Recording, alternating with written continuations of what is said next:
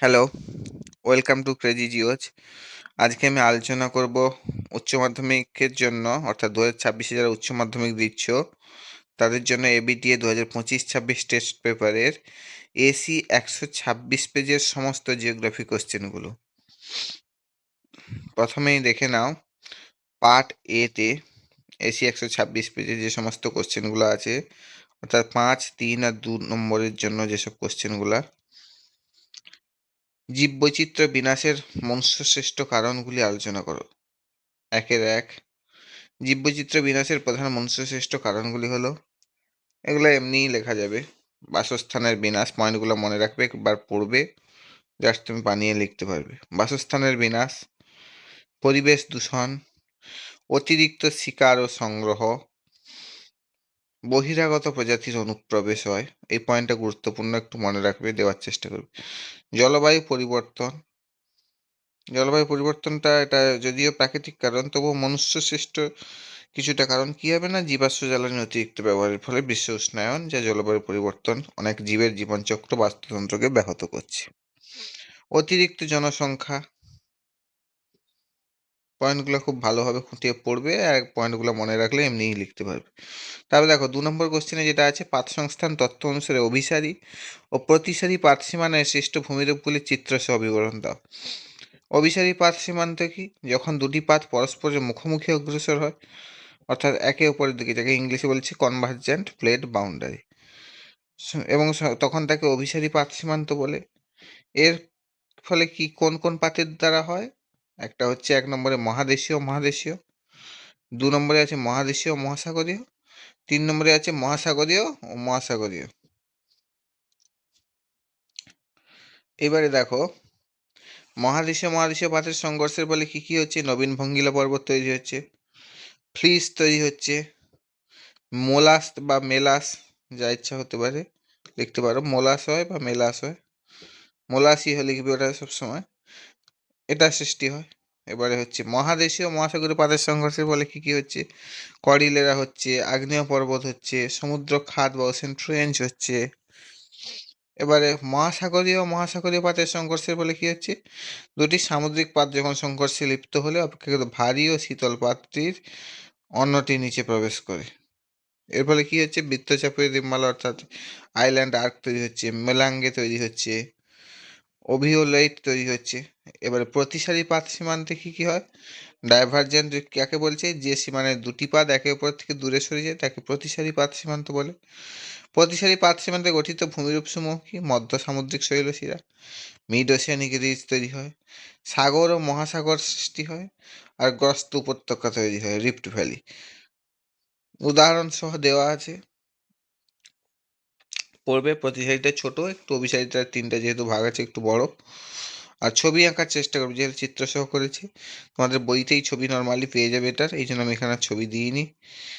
ছবি এঁকে লেখাটার চেষ্টা করবে। এই কোশ্চেনটা পড়ে রাখবে, একবার হলেও দেখে রাখবে, ছবিগুলোও দেখে রাখবে। এবার 2-এর দাগে দেখো, যে কোনো দুটি প্রশ্নের উত্তর দিতে বলছে। 3 নম্বরের কোশ্চেন, মরু অঞ্চলে বায়ু ও জলধারার মিলিত কার্যের ফলে সৃষ্ট 3টি ভূমিরূপের চিত্রসহ বিবরণ দাও। মরু অঞ্চলে বায়ু আর জলধারার, এই দুটো। মরু অঞ্চলে বায়ু জলধারার মিলিত কার্যের ফলে গঠিত ভূমিরূপগুলি হলো ওয়াদি হয়। 2 নম্বরে হচ্ছে বাজাদা হতে পারে, অর্থাৎ শুষ্ক মরু অঞ্চলে পর্বতের পাদদেশে অস্থায়ীভাবে জলধারা বাহিত নুড়ি, বালি, কাঁকর, কাদা, পলি প্রভৃতি সঞ্চিত যে অসমান ঢালু ভূমিরূপ সৃষ্টি করে তাকে বাজাদা বলে। এর কিছু বৈশিষ্ট্য দেওয়া আছে। পেডিম্যান্ট হতে পারে, শুষ্ক মরু অঞ্চলে বায়ুর ক্ষয়কার্যের দ্বারা পার্বত্য পাদদেশী অঞ্চলে যে সমপ্রায় ভূমি সৃষ্টি হয় তাকে পেডিম্যান্ট বলে। এগুলার ছবি বইতেই তোমাদের পেয়ে যাবে খুব সহজেই, এই জন্য আমি আর এখানে ছবি অ্যাড করিনি, কারণ তাহলে ভিডিওটা অনেকটা লম্বা হয়ে যাবে। ছবিগুলো বই থেকে একটু এঁকে নেবে বা দেখে নেবে। এবারে হচ্ছে 2 নম্বর যে কোশ্চেন আছে, উত্তর আটলান্টিক মহাসাগরের সমুদ্র স্রোতগুলির বিবরণ দাও। অর্থাৎ 2-এর দাগে, উত্তর নিরক্ষীয় স্রোত, যেটা উত্তর গোলার্ধে বিষুবরেখার কাছাকাছি বাণিজ্য বায়ুর প্রভাবে এই উষ্ণ স্রোতটি পূর্ব থেকে পশ্চিমে প্রভাবিত হয়। এবার উপসাগরীয় স্রোত আছে, মেক্সিকো উপসাগর থেকে উৎপন্ন ফ্লোরিডা প্রণালী দিয়ে বেরিয়ে এটি উত্তর আমেরিকার পূর্ব উপকূল বরাবর উত্তর দিকে প্রবাহিত হয়। এটি একটি উষ্ণ স্রোত। উত্তর আটলান্টিক স্রোত আছে। উপসাগরীয় স্রোতের উত্তর পূর্বমুখী সম্প্রসারণ হলো এই স্রোত, যা উত্তর পশ্চিম ইউরোপের দিকে প্রবাহিত। এটি উষ্ণ স্রোত। ক্যানারি স্রোত আছে। উত্তর আটলান্টিক স্রোতের একটি শাখা ইউরোপ ও উত্তর আফ্রিকার পশ্চিম উপকূল বরাবর দক্ষিণ দিকে প্রবাহিত হয়। এটি একটি শীতল স্রোত। অর্থাৎ কোনটা কোন দিক থেকে প্রভাবিত হয় এবং উষ্ণ না শীতল এইটা জেনে রাখবে। আর একটা আছে, এটা লাস্ট, ল্যাবার্ডার স্রোত ও পূর্ব গ্রিনল্যান্ড স্রোত। এই দুটি শীতল স্রোত আর্কটিক মহাসাগর থেকে আটলান্টিক মহাসাগরে প্রবেশ করে। ল্যাবার্ডার স্রোত কানাডার পূর্ব উপকূল বরাবর প্রভাবিত হয়ে উপসাগরীয় স্রোতের সাথে মিলিত হয়। এই স্রোতগুলির মিলনের ফলে মাঝখানে শান্ত স্রোতবিহীন যে অংশটি তৈরি হয় তা শৈবাল সাগর বা সার্গোসা সি যাকে বলা হয়, এটা আটলান্টিক মহাসাগরে দেখা যায়। এবার দেখো 2-3 যে কোশ্চেনটা আছে, নদীর ক্ষয়কার্যের ফলে কিভাবে জলপ্রপাত ও প্রপাতকূপ সৃষ্টি হয় তা লিখতে বলেছি। জলপ্রপাত কি জিনিস? কোনো উঁচু অংশ থেকে খাড়া ঢাল বরাবর নিচে পতিত জলপ্রবাহকে জলপ্রপাত বলে। এবারে উৎপত্তি কিভাবে হয়, লেখাটা একটু ওপর নিচ হয়ে গেছে কোনো কারণে পিপিটি তৈরির সময়, অতএব একটু দেখে পড়বে। ফার্স্টেরটা সংজ্ঞা, জলপ্রপাত কাকে বলে, 2 লাইন আছে। তারপরে হচ্ছে 2 লাইন না 1 লাইনেই আছে। তারপরে উৎপত্তিটা হচ্ছে, দেখো, নদীর গতিপথে পর্যায়ক্রমে কঠিন ও কোমল শিলা অবস্থান করলে বৈষম্যমূলক ক্ষয়কার্যের ফলে খাড়া ঢালের সৃষ্টি হয়। ওই খাড়া ঢালে জলপ্রপাতের উৎপত্তি ঘটে। এছাড়া চ্যুতির ফলে শ্রেষ্ঠ খাড়া ঢাল বরাবর জলপ্রপাতের উৎপত্তি ঘটে। এবার উদাহরণ দেওয়া আছে, দেখো, আমেরিকা যুক্তরাষ্ট্রের নায়াগ্রা জলপ্রপাত, ভারতের ধোঁয়াধর জলপ্রপাত, আরো অনেক জলপ্রপাত আছে, কুঞ্চিকল আছে। এবারে হচ্ছে প্রপাতকূপ কি জিনিস? জলপ্রপাতের তলদেশে জলধারার প্রভাব এবং ক্ষয়ের ফলে সৃষ্ট গভীর গর্ত বা কূপকে প্রপাতকূপ বলা হয়। এর উৎপত্তি কিভাবে হয়? জলপ্রপাতের নিচে দ্রুতগতিতে জল পড়ার ফলে জলপ্রপাতের পাদদেশে সৃষ্ট গোলাকার হাড়ির মতো গর্তকে প্রপাতকূপ বলে। উদাহরণ কি, নাইগ্রা জলপ্রপাতের তলদেশে বিশাল প্রপাতকূপ, ভারতের শিব সমুদ্র জলপ্রপাতের তলদেশে প্রপাতকূপ। এগুলো হচ্ছে উদাহরণ। প্রত্যেকটা হচ্ছে কাকে বলে, উৎপত্তি কিভাবে হয় আর উদাহরণ দিয়ে লেখা আছে। একটু ভালো করে পড়বে, ছোট ছোট করেই দেওয়া আছে। 3 নম্বরের কোশ্চেন। এবার 4 যেটা আছে, দেখো 2-4 প্রতিভা ঘূর্ণাবাতের সাথে শান্ত আবহাওয়া জড়িত থাকে কেন? হিমমণ্ডল এবং নাতিশীতোষ্ণ মণ্ডলের কোনো অংশে অল্প পরিসরে জায়গাতে প্রচণ্ড শীতের জন্য উচ্চচাপের সৃষ্টি হয়, কিন্তু এর চারিদিকে বায়ুমণ্ডলের উষ্ণতা চাপ দুইই কম থাকে। তখন এই উচ্চচাপের শীতল ও শুষ্ক বায়ু চারিদিকে নিম্নচাপ অঞ্চলের অভিমুখে কুণ্ডলী আকারে প্রভাবিত হতে থাকে। এইরকম কেন্দ্র বহির্মুখী, অর্থাৎ এটা কেন্দ্রের বাইরে, কিন্তু নাতিশীতোষ্ণ ঘূর্ণাপাতে কি হচ্ছে, সেক্ষেত্রে হচ্ছে কেন্দ্রের দিকে আসে, অর্থাৎ কেন্দ্রের দিকে হচ্ছে বায়ুটার প্রভাব হয়। এখানে কিন্তু কি হয়, প্রতিভা ঘূর্ণাবাদে কেন্দ্র থেকে বাইরের দিকে, অর্থাৎ কেন্দ্র বহির্মুখী ও নিম্নমুখী ঘূর্ণযুক্ত বায়ুকে প্রতিভা ঘূর্ণাবাদ বলছি। ওই ছবিগুলোতে লক্ষ্য করবে, প্রতিভা ঘূর্ণাবাদে কেন্দ্র থেকে বাইরের দিকে তীর চিহ্নগুলো দেওয়া আছে, গোলভাবে বাতাস বেরিয়ে যাচ্ছে। আর যেটা ক্রান্তীয় ঘূর্ণাবাদ, সেটার ক্ষেত্রে কি হচ্ছে, কেন্দ্রের দিকে, অর্থাৎ তীর চিহ্নগুলো সব কেন্দ্রের দিকে, অর্থাৎ বাইরের হচ্ছে উষ্ণবায়ু কেন্দ্রের দিকে ছুটে আসছে। প্রতিভা ঘূর্ণাবাদ অঞ্চলে শান্ত আবহাওয়া বিরাজ করার কারণ কি? এইটাই মেন কোশ্চেন। দেখো, উপক্রান্তীয় অঞ্চলে অনেক সময় ধীর গতিসম্পন্ন কম শীতল প্রতিভা ঘূর্ণাবাত এর উৎপত্তি হয়। এর ফলে শান্ত ভাব বিরাজ করে। প্রতিভা ঘূর্ণাবাতের কেন্দ্রে উচ্চচাপ এবং বাইরে নিম্নচাপ থাকে, তার ফলে এই অঞ্চল শান্ত ভাবের সৃষ্টি হয়। এই বায়ুর প্রভাবে ঝড় বৃষ্টি হয় না, আকাশ পরিষ্কার থাকে, কোনো ক্ষয়ক্ষতি হয় না। এই কারণে এই বায়ুটিকে অনেকটা অন্য বায়ু থেকে শান্ত আবহাওয়া বিরাজের জন্য দায়ী। সাধারণত হিমমণ্ডল এবং নাতিশীতোষ্ণ মণ্ডলের মধ্যবর্তী অংশে এই বায়ু সৃষ্টি হয় বলেই অংশে শান্ত ভাব বিরাজ করে। প্রতিভ ঘূর্ণাবাত দীর্ঘস্থায়ী হলে তত শক্তিশালী নয়, সুতরাং এর শান্ত ভাব বিরাজ এবং এর অন্যতম কারণ। এবার দেখো 3-এর যে কোশ্চেনগুলো আছে, 2 নম্বরের কোশ্চেন। 3-এর 1 দেখো, পুরা চুম্বকত্ব বা প্যালিওম্যাগনেটিজম বলতে কি বোঝো? প্রাচীনকালে শিলা গঠিত হওয়ার সময় পৃথিবীর চৌম্বক ক্ষেত্রের যে দিক ও তীব্রতা শিলার মধ্যে স্থায়ীভাবে থেকে যায় তার বৈজ্ঞানিক বিশ্লেষণই হলো প্যালিওম্যাগনেটিজম বা পুরাচুম্বকত্ব।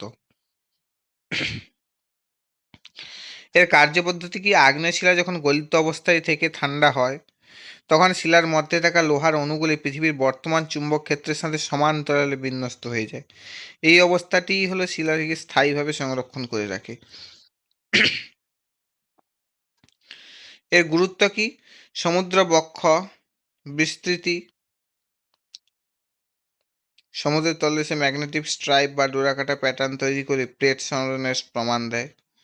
মই সঞ্চারণ, মহাদেশগুলি অতীতে কোথায় ছিল এবং কীভাবে সরেছে তা জানা যায় এর সাহায্যে।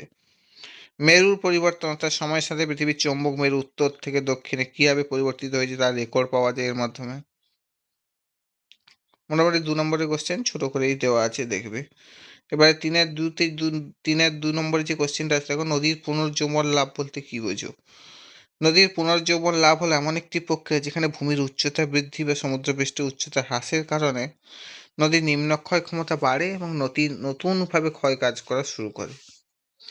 নদীর পুনর্জীবন লাভের প্রধান কারণগুলি কি কি? ভূমির উত্থান হয়, অর্থাৎ টেকটনিক কার্যকলাপের ফলে যদি নদীর গতিপথের ভূমিস্তর উপরে উঠে যায় তবে নদীর ঢাল বেড়ে যায় এবং নদীর জলস্রোত বৃদ্ধি পায়। এর ফলে নদী তার পুরনো উপত্যকার মধ্যে নতুন করে নিম্নক্ষয় শুরু করে। সমুদ্রপৃষ্ঠের পতনের কারণে হতে পারে ইউস্ট্যাটিক কারণে বা বরফ যুগের শেষে সমুদ্রপৃষ্ঠের উচ্চতা কমে গেলে নদীর মোহনার কাছে জল আয়তনে কমে যায়, যা নদীর ঢাল বাড়িয়ে দেয় এবং ক্ষয় ক্ষমতা বৃদ্ধি করে। 3 নম্বর কারণ হতে পারে কি? নদীর ক্ষয় ক্ষমতার বৃদ্ধি, জলপ্রপাত, র্যাপিড এবং নিক পয়েন্ট গঠনের মাধ্যমে নদী তার শক্তি ফিরে পায়। 4 নম্বরে কি? ভূমিরূপ গঠন। এই প্রক্রিয়ার ফলে নদী সোপান, ইনসাইস্ট মিয়ান্ডার বা নদী কর্তৃক বাঁধ যাকে বলছে এর মতো ভূমিরূপের সৃষ্টি হয়। এবার 3-3 যে কোশ্চেনটা আছে দেখো, ঘূর্ণাবাতের চক্ষু বলতে কি বোঝো? ঘূর্ণাবাতের চক্ষু হলো ক্রান্তীয় ঘূর্ণিঝড়ের কেন্দ্রে অবস্থিত একটি শান্ত, মেঘমুক্ত এবং গতিহীন বায়ুমণ্ডলীয় অঞ্চল। এই অঞ্চলে বায়ুর চাপ অত্যন্ত কম থাকে, যেটা সাইক্লোন আই বলছে, যার ফলে বায়ুতে নিমজ্জনের সৃষ্টি হয় এবং কোনো মেঘ তৈরি হয় না। এটি সাধারণত প্রায় 15 থেকে 65 কিলোমিটার ব্যাসের একটি বৃত্তাকারে এলাকা জুড়ে বিস্তৃত এবং ঝড়ের সবচেয়ে শান্ত অংশ। তাহলে ঘূর্ণাবাতের চক্ষুতে কোনো প্রকার খারাপ আবহাওয়া বিরাজ করে না, এখানকার আবহাওয়া একদম শান্ত থাকে। ঘূর্ণাবাতের চক্ষুর অবস্থান নির্ধারণ করা। একটি ঘূর্ণাবাতের কেন্দ্রবিন্দু যেখানে বাতাসের গতি কমে যায় সেখান থেকে ঘূর্ণাবাতের চক্ষু আমরা ধরা দিতে পারি। ঘূর্ণাবাতের চক্ষুর বৈশিষ্ট্য জানা যায়, এখানে বায়ুর চাপ কম থাকে এবং এটি সাধারণত ঝড়ের সময় দেখা যায়। এটা একটা বৈশিষ্ট্য লিখতেই পারে, যে 2 নম্বরের কোশ্চেন তাই ছোট ছোট করে লিখেছি। এবার 3-4 যেটা দেখো, কোপেনকৃত জলবায়ু শ্রেণীবিভাগ 1918 প্রথম ক্রমের অন্তর্গত তথা ইংরেজিতে কিভাবে হয়েছে? এ ই অক্ষর দ্বারা চিহ্নিত জলবায়ু দুটি নাম লেখো। কোপেনের জলবায়ু শ্রেণীবিভাগের 5টি প্রধান জলবায়ু গ্রুপ রয়েছে, যার ইংরেজি বর্ণমালা এ বি সি ডি এবং ই দ্বারা চিহ্নিত করা হয়। এই 5টি প্রধান গ্রুপের মধ্যে এ ও ই প্রথম ক্রমের জলবায়ু হিসেবে পরিচিত। এ অক্ষর দ্বারা চিহ্নিত জলবায়ু হলো ক্রান্তীয় জলবায়ু বা ট্রপিক্যাল ক্লাইমেট। এর কি কি আছে? এ এম আছে আর এ ডব্লিউ আছে। অর্থাৎ এ এম মানে হচ্ছে মৌসুমী জলবায়ু,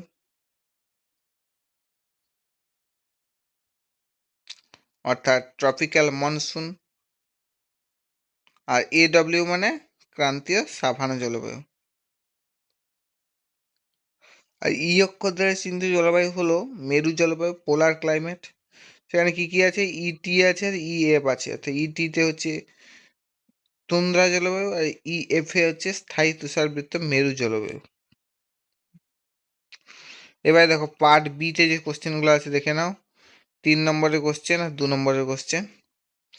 নিম্নোক্ত যে কোনো দুটি প্রশ্নের উত্তর দাও। টমাস রবার্ট ম্যালথাসের জনসংখ্যা বৃদ্ধির তত্ত্বের মূল বক্তব্যটি সংক্ষেপে লেখো।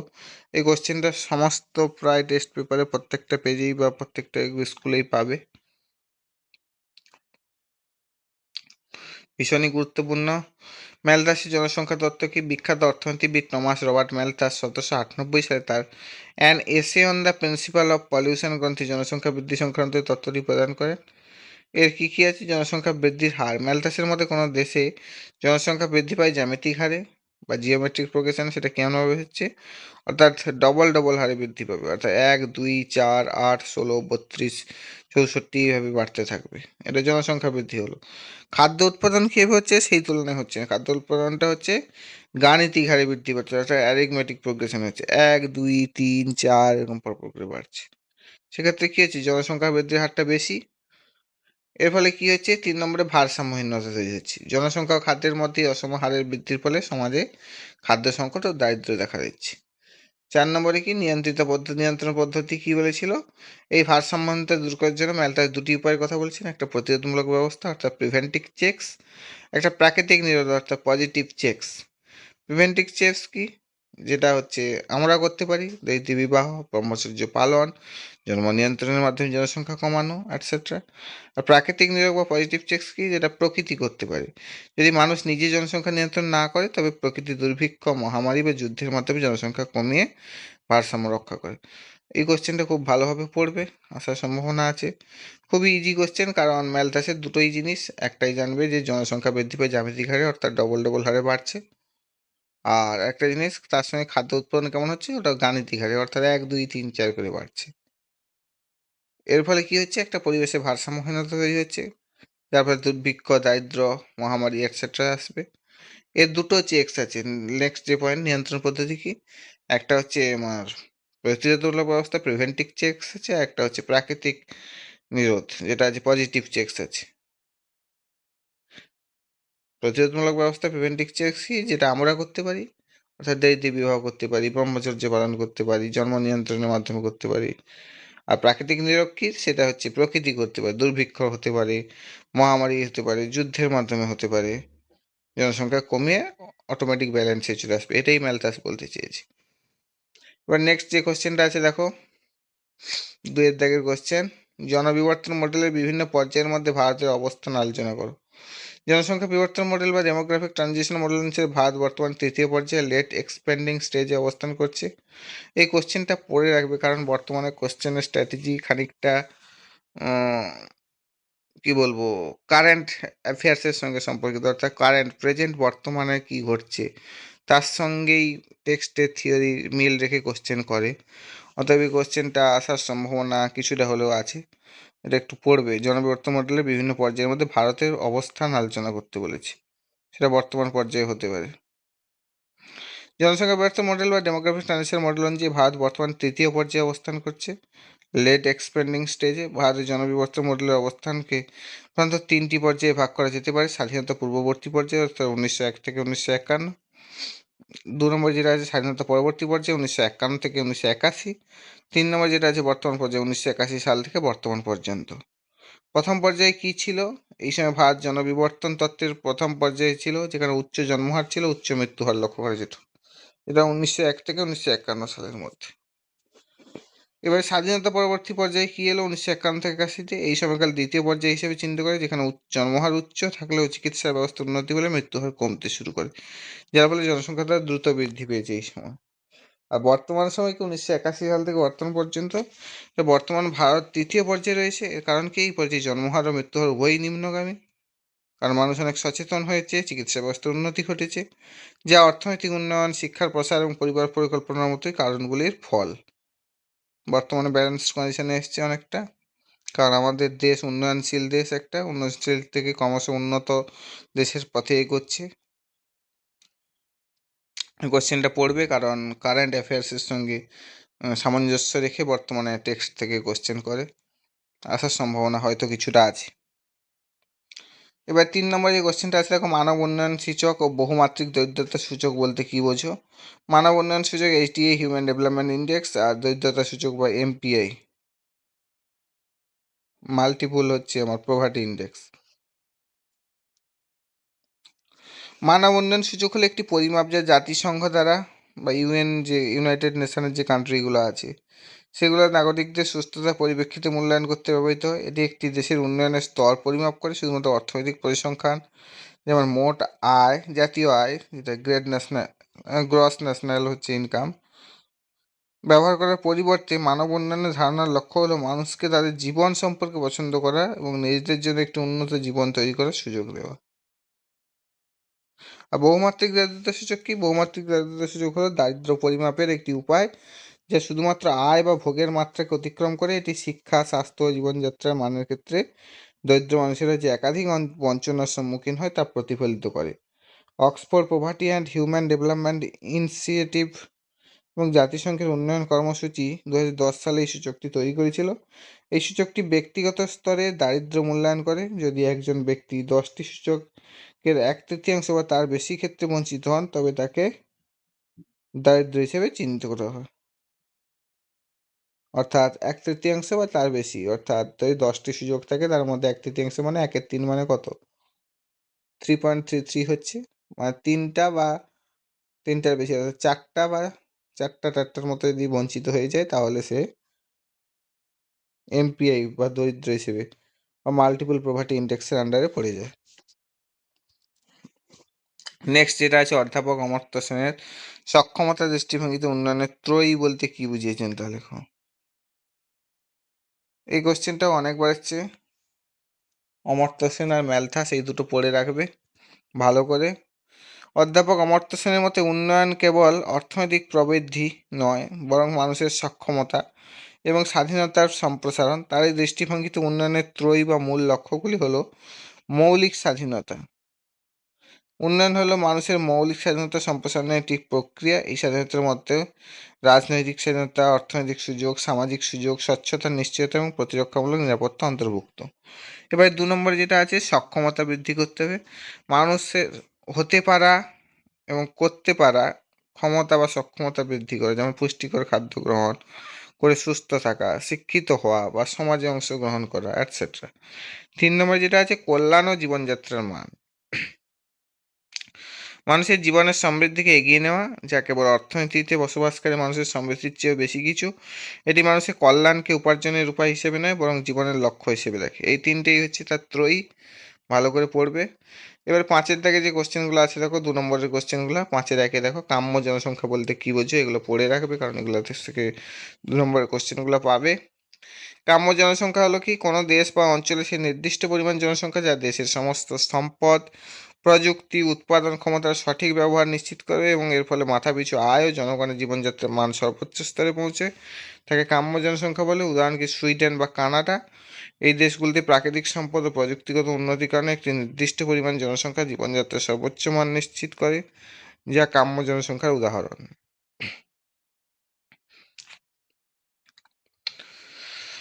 5-এর 2-এ যে কোশ্চেনটা আছে দেখো, পরিব্রাজনের পুশ আর পুল ফ্যাক্টর কি? এই কোশ্চেনটা অনেকবার এসছে, একটু পড়বে। পুশ ফ্যাক্টর মানে কি? পুশ ফ্যাক্টর হলো অভিবাসনের একটি কারণ, যা ব্যক্তি বা এলাকা থেকে এসছেন, যে ব্যক্তি যে এলাকা থেকে এসছেন তার সাথে সম্পর্কিত এমন কিছু যা তাকে একটি এলাকা থেকে দূরে ঠেলে দিচ্ছে, অর্থাৎ পুশ করে দিচ্ছে। পুশ ফ্যাক্টরের উদাহরণগুলির মধ্যে রয়েছে অর্থনৈতিক কারণ, যেমন অর্থনৈতিক সুযোগ এবং চাকরির অভাবে। উদাহরণস্বরূপ কিছু লোক কৃষিকাজের সন্ধানে মেক্সিকো এবং মধ্য আমেরিকা থেকে মৌসুমি ভাবে মার্কিন যুক্তরাষ্ট্রে অভিবাসন করে।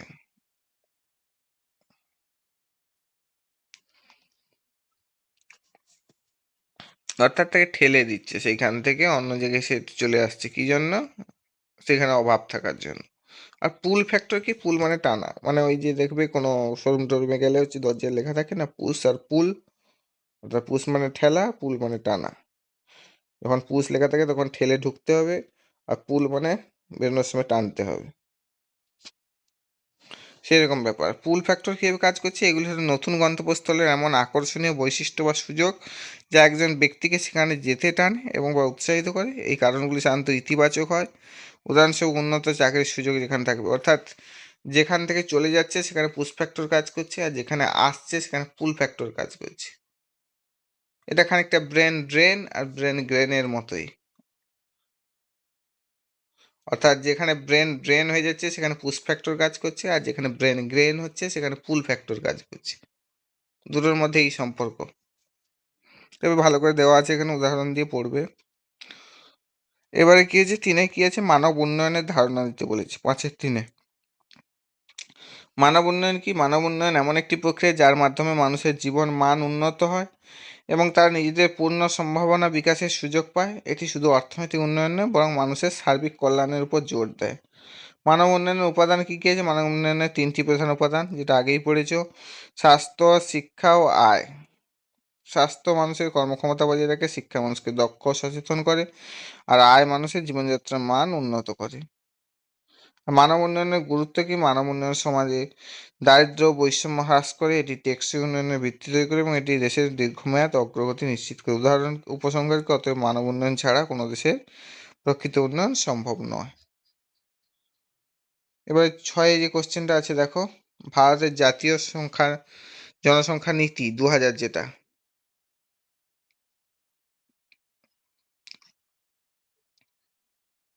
এর মূল লক্ষ্যগুলি উল্লেখ করো। ভারতের জাতীয় জনসংখ্যা নীতি 2000 এর মূল লক্ষ্যগুলি হলো: পরিবার কল্যাণ কর্মসূচিকে শক্তিশালী করা এবং গর্ভনিরোধক সহজলভ্যতা নিশ্চিত করা। 2 নম্বর যেটা, জনসংখ্যার স্থিতিশীলতা অর্জন করা এবং জীবনযাত্রার মান উন্নত করা। 3 নম্বরে কি? হাম দো হামারে দো বার্তা প্রচারের জন্য গণমাধ্যম ব্যবহার করা। 4 নম্বরে কি? গ্রামীণ এলাকায় কর্মসংস্থানের সুযোগ সম্প্রসারণ করা।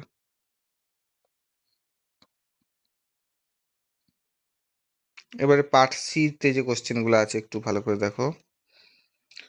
পার্ট সিতে 6 দাগে 1 নম্বরে, ভারতের খাদ্য প্রক্রিয়াকরণ শিল্পের উন্নতির 3টি কারণ উল্লেখ করতে বলেছে।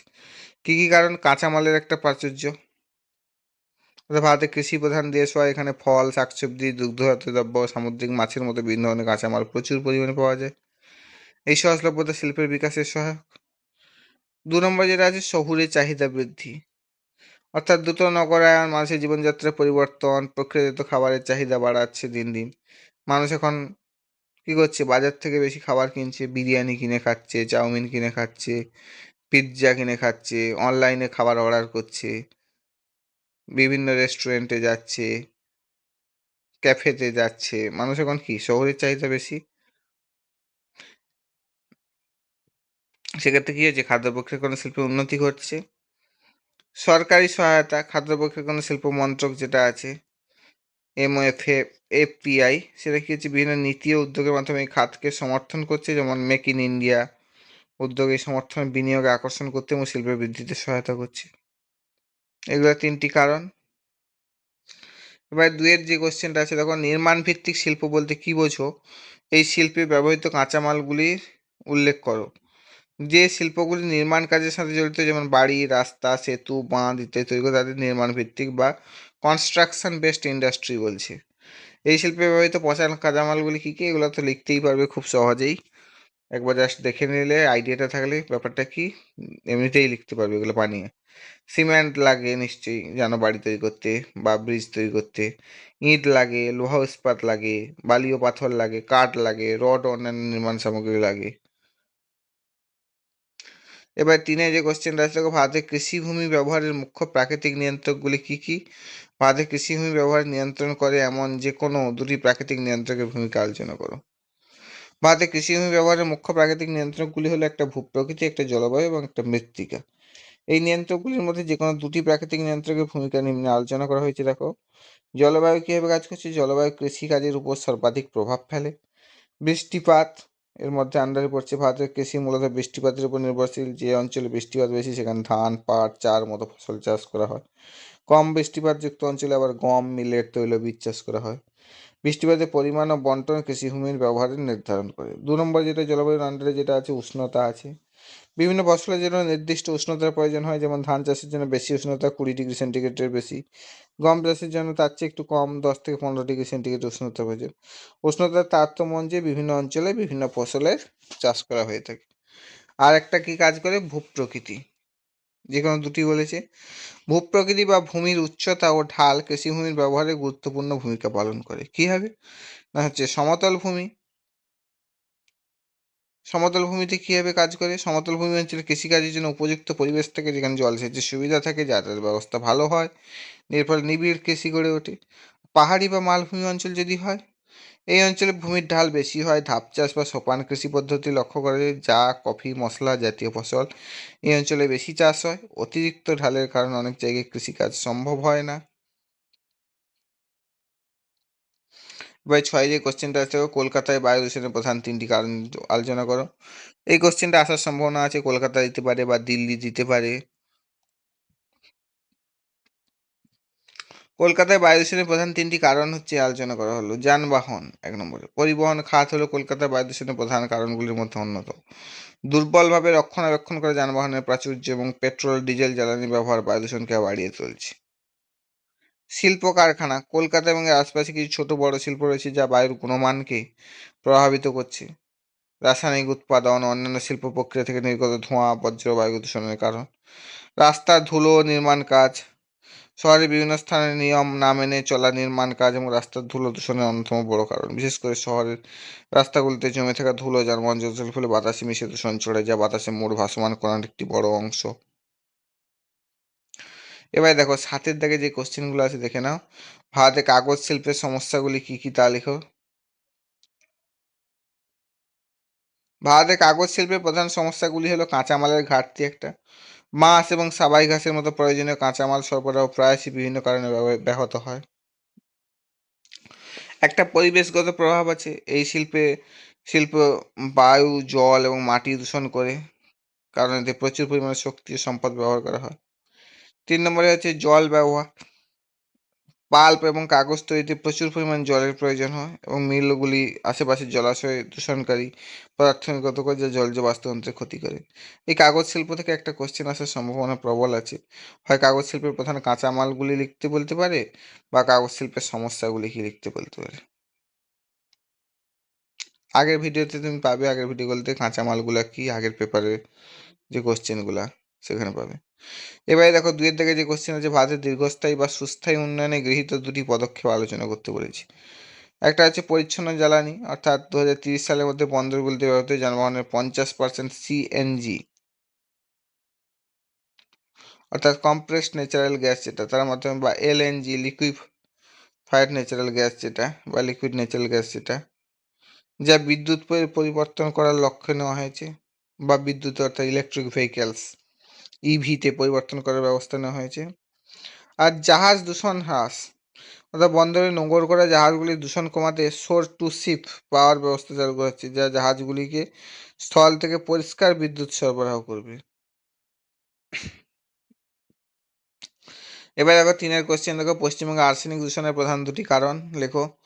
পশ্চিমবঙ্গে আর্সেনিক দূষণের প্রধান কারণগুলি হলো প্রাকৃতিক কারণ একটা, এটাও পড়ে রাখবে। গঙ্গা পদ্মা মেঘনা অববাহিকার পলিমাটিতে প্রাকৃতিকভাবেই আর্সেনিক যৌগ থাকে। এই আর্সেনিক ভূগর্ভস্থ জলের সংস্পর্শে এলে জলে মিশে যায়, যা দূষণের প্রধান প্রাকৃতিক কারণ। মানুষের কার্যকলাপ একটা আছে, কৃষিকাজে আর্সেনিকযুক্ত কীটনাশক ও সার ব্যবহারের ফলে তা মাটির মাধ্যমে ভূগর্ভস্থ জলে মিশে যায়। এছাড়াও শিল্প বজ্র ও অপরিশোধিত পাইপ প্রণালীর জল ভূগর্ভস্থ জলকে দূষিত করে। এই কোশ্চেনটার ক্ষেত্রে এই আর্সেনিক দূষণের প্রধান কারণ পড়ে রাখবে, কি কি রোগ হয় একবার জেনে রাখবে। নর্মালি জানো তোমরা ব্ল্যাক ফুট ডিজিজ হয়ে থাকে। আর নয়তো আর্সেনিক দূষণ কোথায় কোথায় হয় পশ্চিমবঙ্গের সেই জায়গাগুলো জেনে রাখবে। এবারে দেখো 6 যে কোশ্চেন আছে, ভারতে কৃষি জমি বিভাজনের রোধে 2টি পদক্ষেপ উল্লেখ করো। একটা হচ্ছে ভূমি একত্রীকরণ, অর্থাৎ কৃষকদের বিচ্ছিন্ন ছোট ছোট জমির টুকরোগুলিকে বিনিময় বা ক্রয়ের মাধ্যমে একত্রিত করে একটি বড় জোট তৈরির আইনি ব্যবস্থা। 2 নম্বরে হচ্ছে সমবায় চাষাবাদ, কোঅপারেটিভ ফার্মিং। কী হবে? ক্ষুদ্র প্রান্তিক কৃষকদের উৎসাহিত করা, যাতে তারা তাদের জমি ও সংস্থান একত্রিত করে যৌথভাবে চাষাবাদ করতে পারে, যা উৎপাদনশীলতা বাড়ায় এবং জমি খণ্ডীকরণ কমায়। এইটুকু পর্যন্তই। পরীক্ষাকে আর 1 দিন মতো বাকি আছে। ভালো করে পড়াশোনা করো এবং পুরো ভিডিওটা দেখো। কোন কোন কোশ্চেনগুলো গুরুত্বপূর্ণ বলেছি, আর ছবিগুলো আঁকবে। আর পরীক্ষার জন্য একটা আমি টিপস দিতে পারি, যে যতগুলো কোশ্চেন পারবে আগে সেইগুলো লিখে নেবে, একটা যেটা পারছো না সেটার জন্য ওয়েট করবে না, আর একটু স্পিডে লেখার চেষ্টা করবে। আর ছবিগুলো এঁকে আসবে, যেগুলো চিত্রসহ ব্যাখ্যা সেগুলাই মেনলি ছবি দেওয়ার চেষ্টা করবে। আর যদি তোমার হাতে সেরকম সময় থাকে তো বাকিগুলোতে দেবে, নয়তো লেখাটা অন্তত পক্ষে সবগুলা লিখে আসবে। ঠিক আছে, ভিডিওটা যদি ভালো লাগে তোমার বন্ধুদের সঙ্গে শেয়ার করো, লাইক ও সাবস্ক্রাইব করো। Thank you, tata.